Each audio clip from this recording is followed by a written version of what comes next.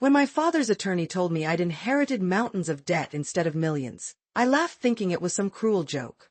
2 weeks later, I was standing in an empty office building watching employees carry out their belongings in cardboard boxes. That's when I realized life doesn't hand you lemons to make lemonade. It throws grenades disguised as fruit baskets. If you're watching this, hit subscribe and tell me where you're from in the comments. Because trust me, this story twists harder than a tornado in a pretzel factory. My name is Clara Donovan, and until 6 weeks ago, I was just an ordinary 48-year-old middle school art teacher with a predictable life. The kind of life where the biggest drama was running out of coffee before my morning classes. Then my father died. Dad was always larger than life, a self-made textile magnate who built his empire from nothing. Growing up, I watched him transform a small family business into Donovan Textiles, a regional powerhouse with factories in 3 states. He worked 16-hour days, made tough decisions, and taught me that integrity in business was everything. Remember, Clara Bear, he'd say, your reputation is the only thing they can't take from you unless you give it away. When he passed suddenly from a heart attack, I wasn't just devastated, I was completely unprepared. Dad and I had grown distant in recent years. He'd wanted me to join the family business. I'd chosen teaching instead. Our phone calls had become shorter, less frequent. The guilt was crushing. The day of the funeral was a blur of black suits and sympathetic murmurs. The Donovan Textiles executives were there in full force, stiff, formal people I barely knew. In the front row sat Maxwell Pierce, Dad's attorney for over 20 years. He was impeccably dressed as always, with silver hair and those watchful eyes that never seemed to miss anything. Your father was a remarkable man, Pierce told me, his hand resting briefly on my shoulder. We should talk soon about the estate. There are matters that require your immediate attention. Something in his tone should have warned me. But grief has a way of clouding judgment, and I simply nodded, assuming this was standard procedure. 3 days later, I sat in Pierce's wood-paneled office as he slid a thick folder across his polished desk. Clara, he said, folding his hands, there's no easy way to say this, but your father's financial situation was not what it appeared to be. Script part separator, I stared at him. What do you mean? Pierce cleared his throat. Donovan Textiles has been struggling for some time. Your father leveraged everything to keep it afloat. That's impossible, I said, shaking my head. The company was successful. Dad wouldn't. The textile industry has changed dramatically in the last decade, Pierce interrupted, his voice clinical. Cheaper imports, rising labor costs, environmental regulations. Your father refused to downsize or outsource. He was sentimental about his employees. He opened the folder, revealing spreadsheets and financial statements. Red numbers everywhere. The company is effectively insolvent, he continued. And as your father used personal guarantees for many of the loans. The implication hung in the air before he delivered the final blow. You're inheriting approximately $2 million in debt. I laughed. I actually laughed. This is a joke, right? Did Dad put you up to this? Pierce's expression didn't change. I'm afraid not. My laughter died. But the house, the company. The house has 3 mortgages against it. The company assets are all collateralized. There's nothing left, Clara. The room seemed to tilt. I'm a teacher, Maxwell. I make $62,000 a year. I can't possibly. As executor, I'll handle the bankruptcy proceedings, he said, sliding another document toward me. Sign here, and I'll make this as painless as possible. Something stopped me. Maybe it was the way his pen hovered eagerly over the signature line. Or maybe it was the ghost of my father's voice in my head. I need time, I said, standing abruptly. I need to understand what happened first. A flicker of annoyance crossed Pierce's face. Clara, delaying will only make things worse. Creditors are already circling. 1 week, I insisted. Give me 1 week to review everything. Script part separator, 1 week turned into the longest 7 days of my life. I took emergency leave from school and buried myself in my father's home office. The once impressive mahogany desk where he'd built his empire now resembled an archaeological dig site, layered with years of financial records I barely understood. That first night, I found myself staring at a framed photo of Dad and me at my college graduation. He looked so proud, his arm around my shoulders. "What happened, Dad?" I whispered. "Why didn't you tell me?" Sleep-deprived and fueled by nothing but coffee and determination, I started connecting dots. The decline wasn't sudden, it had been a slow bleed for years. Dad had been taking smaller and smaller salaries, pumping personal funds back into the company. He'd sold his beloved classic car collection, liquidated investments, even mortgaged the vacation cabin in Vermont I'd loved as a child. All to keep his employees paid. All to maintain the Donovan family legacy. On day 3, I found something odd, a series of consulting payments to a company called Meridian Partners. Substantial monthly payments stretching back 5 years, with no clear deliverables. When I called the company's main office asking for information, they claimed client confidentiality and hung up. That night, Miranda Cooper, Dad's longtime executive assistant, agreed to meet me at a coffee shop downtown. "Your father didn't trust Pierce toward the end," she said quietly, glancing around nervously. "He started keeping separate records." "Why wouldn't he trust his own lawyer?" I asked. Miranda's eyes met mine. "Because Pierce recommended Meridian Partners. And Pierce's brother-in-law happens to be their CEO. My blood ran cold. "Are you saying—" "I'm not saying anything," she interrupted, sliding a USB drive across the table. "But your father left this in my care. Said if anything happened to him, I should make sure you got it." As she stood to leave, she squeezed my shoulder. "Clara, be careful. There are people who benefit from you signing those bankruptcy papers quickly. People who don't want you looking too closely. Script part separator, That night, I couldn't sleep. The USB drive sat on my bedside table like a ticking bomb. At 3 a.m., I finally plugged it in. What I found left me breathless. Folders meticulously labeled with dates, containing recorded phone conversations, emails, and financial projections. Dad had been documenting everything. The most recent folder contained a voice memo dated just 3 days before his death. "Clara, if you're listening to this, something's happened to me. Pierce and the board have been systematically bleeding the company for years through inflated consulting contracts and fake vendors. They've hidden assets offshore. I've been gathering evidence for a lawsuit. There's a safe behind the painting in my study. Combination is your birthday. Everything you need is there. Don't trust Pierce. Don't sign anything." The message ended with static and then my father's voice, softer. "I'm sorry I kept you in the dark, Clara Bear. I was trying to protect you." My hands shook as I removed the landscape painting in Dad's study. The wall safe had been there my entire life, but I'd never known the combination. I entered my birthday and heard the satisfying click. Inside were documents, USB drives, and a sealed envelope with my name. I tore it open and found a single key with a numbered tag and a note, evidence backup.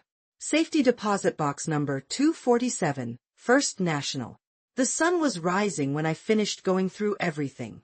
Dad had uncovered a complex scheme. Pierce and 3 board members had created shell companies to siphon millions from Donovan Textiles while deliberately tanking its value.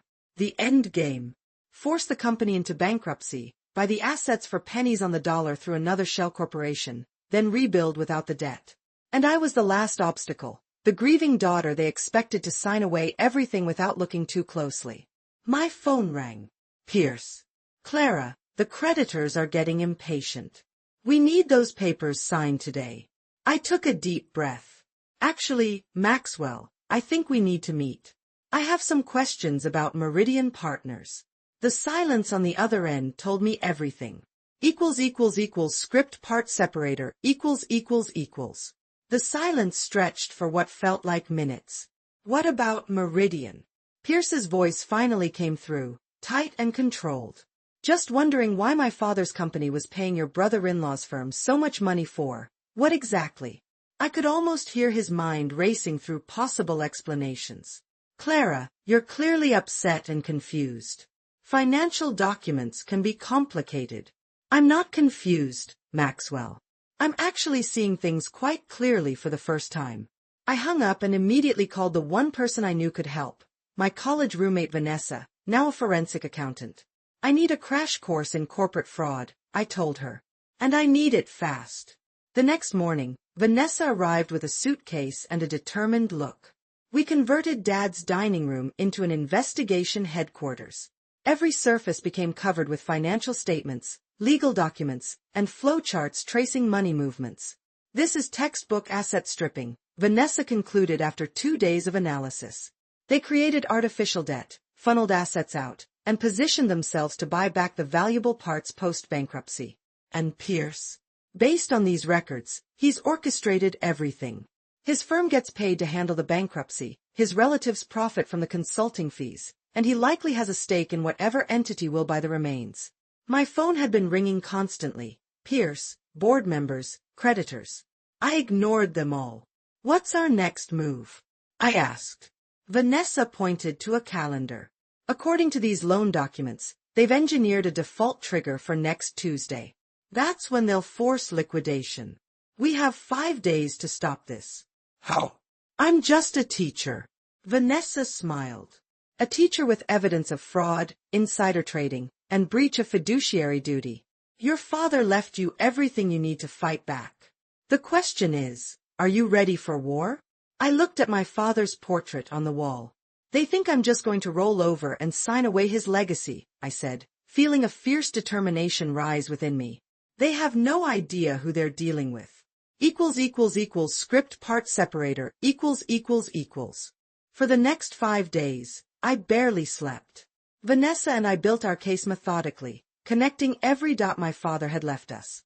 We needed allies, so I reached out to James Wilcox, Dad's oldest friend and former production manager who'd been mysteriously forced into early retirement 2 years prior. They pushed me out when I started asking questions about the budget cuts. James explained as we sat in his modest apartment. Your father defended me, but the board overruled him. That's when I knew something wasn't right. James introduced us to 3 other former executives who shared similar stories. Each provided another piece of the puzzle, painting a clearer picture of the systematic dismantling of my father's company. On Monday morning, 1 day before the default deadline, I walked into Donovan Textiles headquarters for the first time in years. The receptionist's eyes widened. Ms. Donovan, we weren't expecting you. I'm full of surprises today, I replied, heading straight for the boardroom where Pierce was meeting with the executive team. I pushed open the door without knocking. 7 men in expensive suits turned toward me, expressions ranging from surprise to barely concealed contempt. Clara, Pierce recovered first, his smile not reaching his eyes. This is unexpected. We're in the middle of dividing up the spoils? I interrupted, dropping a thick folder on the table. I thought you might want to see what I'll be presenting to the SEC tomorrow morning. The color drained from Pierce's face as he scanned the top document, a detailed breakdown of the Meridian Partners scheme. You don't understand what you're dealing with, he said, voice low. Actually, I do. Fraud. Embezzlement. Tax evasion. I looked around the table. And all of you are implicated. Script part separator ===. The youngest executive, Thomas Weber, shifted uncomfortably. This is absurd. You're a schoolteacher playing detective. Funny thing about teachers, I replied, we're really good at spotting when someone's cheating. I turned to Pierce. You have until 5 p.m. to resign as executor of my father's estate and provide a full accounting of all diverted assets. Otherwise, these files go to the FBI, SEC, and every major newspaper in the state. Pierce's mask of professional concern finally cracked. You stupid woman. Do you have any idea what forces you're up against? Your father was drowning this company with his outdated sentimentality. My father built this company on principles you couldn't understand if they came with an instruction manual. I shot back. And now I know why he was working so hard at the end. He wasn't trying to save the company from market forces. He was trying to save it from you. I turned to leave, but Pierce's words stopped me cold. Clara, be reasonable. Walk away now with a settlement, say, $500,000? Enough to clear your modest debts and live comfortably. Or fight us and lose everything, including that little teaching job when we're done dragging your name through court. I met his gaze steadily. You know what I teach my students, Maxwell? That bullies count on people being too afraid to stand up to them. I gestured to the security cameras in the ceiling corners. By the way, this conversation is being recorded. Threats don't look good in court. His face contorted with rage. Get her out of here. Security arrived, but to Pierce's visible shock, they stood respectfully aside. The head of security nodded at me. Ms. Donovan. I smiled. My father always treated his employees with respect. Apparently, that builds loyalty money can't buy. Script part separator ===. As I walked out of Donovan Textiles, my phone buzzed with a text from Vanessa. They're making moves. Accessing accounts. Transferring funds now. They were panicking. Good. Back at my father's house. My house now, I reminded myself. Vanessa had set up a command center with 3 laptops. They're trying to empty the offshore accounts, she said, fingers flying across the keyboard. But I've already flagged them with FinCEN. Any large transfers will trigger automatic holds. My father's foresight continued to amaze me. He documented everything, creating a trail that even I, with my limited financial knowledge, could follow. But Pierce and his conspirators were powerful, connected, and desperate. Clara, incoming, Vanessa said, handing me her phone. Ms. Donovan, a smooth female voice said. This is Elise Montgomery, representing the primary creditors of Donovan Textiles. We understand you're reluctant to proceed with bankruptcy. Perhaps we could meet. The Riverside Hotel. 1 hour, I replied, surprising myself with my own confidence. You're not going alone, James insisted when I told him. An hour later, I sat across from Elise Montgomery, sleek, poised, and flanked by 2 men who screamed corporate enforcer in their identical gray suits. Ms. Donovan, we sympathize with your emotional attachment to your father's company, she began, but business is business.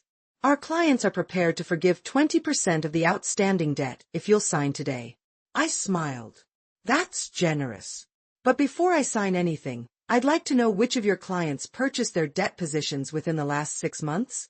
Her composure faltered slightly. I don't see how that's relevant. It's relevant because buying debt you know is fraudulent makes you party to the fraud. Script part separator ===. Her eyes narrowed. Those are serious allegations, Ms. Donovan.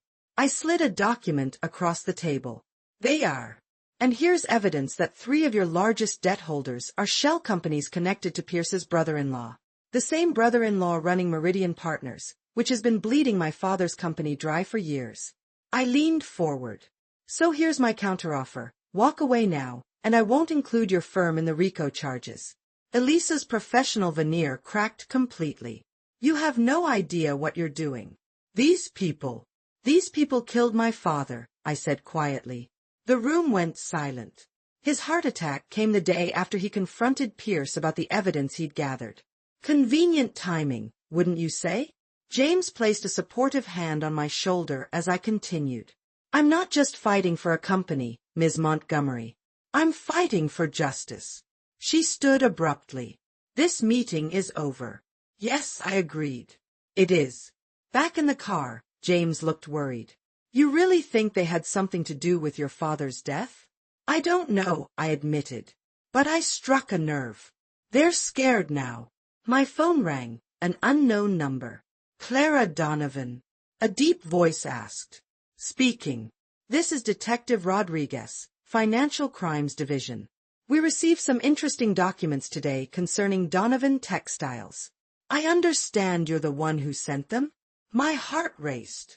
Yes. We'd like you to come in tomorrow morning. Bring everything you have. That night, I couldn't sleep. What had started as a fight to clear my father's name had become something far more dangerous. I stood at my bedroom window, watching for unfamiliar cars on the street. The grandfather clock in the hallway chimed midnight when my security system alerted me to movement in the backyard. On the monitor, I watched a dark figure approach the back door. Script part separator ===. I grabbed my phone to call 911, then froze as the porch light revealed the intruder's face. Robert Chin, Dad's former CFO who'd mysteriously resigned 3 years ago. I cracked open the door, baseball bat in hand. Robert, what are you doing here at midnight? Clara, I'm sorry, he whispered, glancing nervously over his shoulder. I saw the news about you fighting the bankruptcy. They're destroying evidence right now, servers, documents, everything. I let him in, keeping my distance. Why should I trust you? You abandoned my father. I didn't abandon him. They forced me out when I questioned the Meridian contracts. His hands trembled. Pierce threatened my family. My daughter's scholarship suddenly disappeared. My wife's medical records were mysteriously sent to her employer. I studied his face, seeing genuine fear. Why come forward now? Because your father was my friend for 30 years. And because of this. He pulled out a flash drive. I kept backups. Every transaction for 10 years. Pierce doesn't know. By dawn, Vanessa, Robert, and I had uncovered the full scheme. Not only had they been looting the company, but they'd systematically sabotaged major contracts, driving away loyal customers. Look at this, Vanessa pointed to her screen. They rejected a government contract worth millions claiming production limitations while simultaneously reducing the workforce. Robert nodded grimly. They wanted failure. Your father's heart attack just accelerated their timeline. My meeting with Detective Rodriguez was at 9 a.m. I arrived with 3 boxes of evidence and Robert Chen at my side. Ms. Donovan, Rodriguez said, we've been investigating Pierce for months, but couldn't get inside the operation. Your evidence fills crucial gaps. What happens now? I asked. Now, he said, checking his watch, federal agents are executing search warrants at Pierce's office, his home, and Donovan Textiles headquarters. Script part separator, My phone buzzed with texts from Vanessa. They're taking boxes out of Pierce's office. And board members are freaking out. Rodriguez looked at me seriously. Ms. Donovan, you should know, these people won't go down without a fight. They might try to destroy your credibility. I nodded. I'm prepared. I wasn't prepared.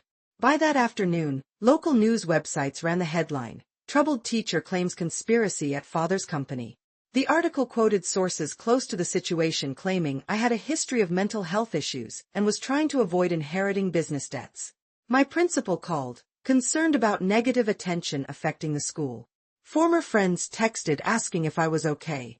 My social media filled with comments from strangers debating my sanity. Pierce had deployed his nuclear option. They're trying to isolate you, Vanessa said as we watched the news coverage. Make you seem unhinged so no one believes your evidence. That night, James came over with an unexpected guest, Marion Pierce, Maxwell's wife of 30 years. I've suspected for years, she said, hands trembling around her teacup. The unexplained income. The secret phone calls. But this.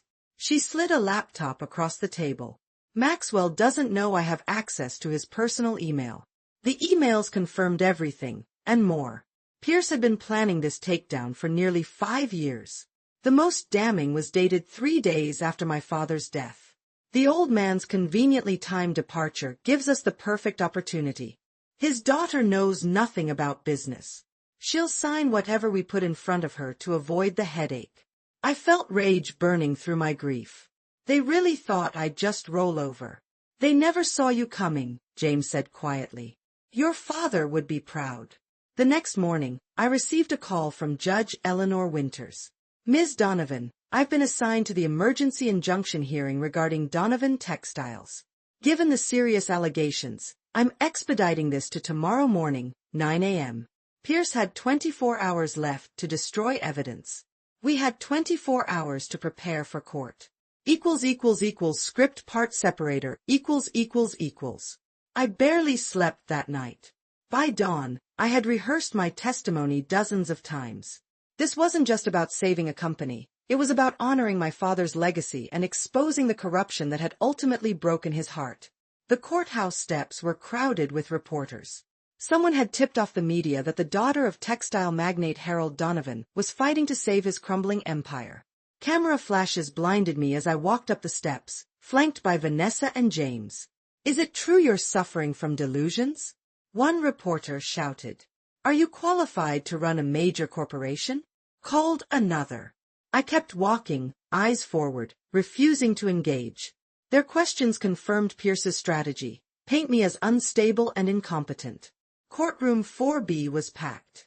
On one side sat Pierce with a team of 4 attorneys in suits that probably cost more than my yearly salary. Their confident smirks faltered when Robert Chen walked in behind me, followed by 3 former executives carrying boxes of documents. All rise for the Honorable Judge Eleanor Winters. Judge Winters was in her 60s, with sharp eyes and a no-nonsense demeanor. She reviewed the filings quickly, then looked up. Counsel for Donovan Textiles is seeking to proceed with bankruptcy proceedings, while Ms. Donovan alleges fraud and criminal activity. Given the serious nature of these allegations, I'm prepared to hear preliminary evidence today. Pierce's lead attorney stood. Your Honor, while we sympathize with Ms. Donovan's emotional state following her father's death, these wild accusations are merely attempts to avoid financial responsibility. Ms. Donovan has no business experience and is clearly overwhelmed. Judge Winters turned to me. Ms. Donovan? I stood, steadier than I felt. Your Honor, I may be a teacher, not a businesswoman, but I was raised by a man who believed integrity matters more than profit. I'm not here because I'm emotional or delusional. I'm here because I have evidence of systematic fraud. Script part separator ===. For the next 2 hours, I laid out the evidence methodically. Email trails, financial records, witness testimony. With each exhibit, Pierce's face grew paler. His attorneys frantically whispered among themselves, occasionally objecting on technical grounds that Judge Winters mostly overruled. When Robert Chen testified about being forced out after questioning suspicious contracts, Pierce finally lost his composure. He's lying, Pierce shouted, jumping to his feet. Chen was fired for incompetence. Judge Winters fixed him with a stern look. Mr. Pierce, control yourself or I'll have you removed. The most damning evidence came from Marion Pierce herself. When she entered the courtroom, Maxwell's face registered pure shock.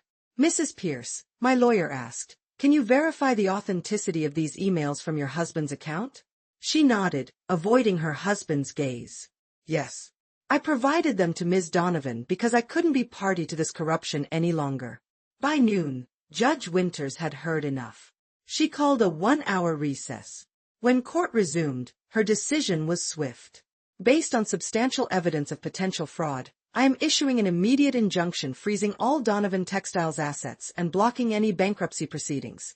Furthermore, I'm removing Mr. Pierce as executor of Harold Donovan's estate. The court will appoint an independent trustee pending criminal investigation. Pierce lunged toward me. You stupid, interfering bitch. You have no idea what you've done. 2 court officers restrained him as Judge Winters banged her gavel. Mr. Pierce, that outburst has earned you a contempt charge. Officers, remove him from my courtroom. As Pierce was escorted out, his composure completely shattered. I felt a strange mix of vindication and sadness. This man had been my father's trusted advisor for decades. The betrayal ran deep. Outside, reporters swarmed around us. This time, I stopped on the courthouse steps.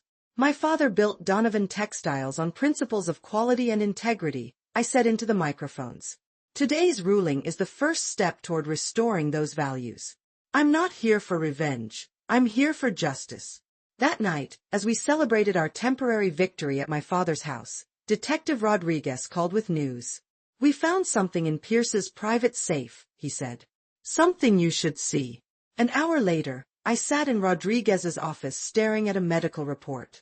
My father's autopsy showed traces of a medication he'd never been prescribed, one known to trigger cardiac events in patients with his condition.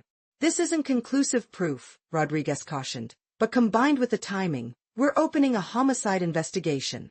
I drove home in a daze, the reality sinking in that Pierce might have actually killed my father. Not just betrayed him, murdered him. The next morning brought another surprise. The safety deposit box key from my father's safe unlocked more than financial records. It contained a second will, dated just 2 weeks before his death, with a video message. On the screen, my father looked tired but determined. Clara, if you're watching this, I'm gone and you've discovered what Pierce and the board have been doing. I'm sorry for keeping you in the dark. I thought I was protecting you, but I was wrong. You're stronger than he gave you credit for. He explained how he'd uncovered the fraud, gathered evidence, and prepared for the fight ahead. I've established a separate trust they don't know about. Enough to clear any legitimate debts and restart with the patents and manufacturing processes they couldn't steal. The combination of your teaching creativity and our textile heritage could build something remarkable. I always hoped you'd find your way back to the family business, not because I wanted to force you, but because I saw your potential. Tears streamed down my face as my father's image smiled gently. I'm proud of you, Claribert. Always have been. Now go show them what a Donovan is really made of. 6 months later, I stood in the renovated Donovan Textiles factory as new machinery hummed to life. We'd emerged from bankruptcy with a smaller but debt-free company, focused on sustainable, American-made textiles. Many of Dad's loyal employees had returned. As I watched the first rolls of fabric emerge, I felt my father's presence.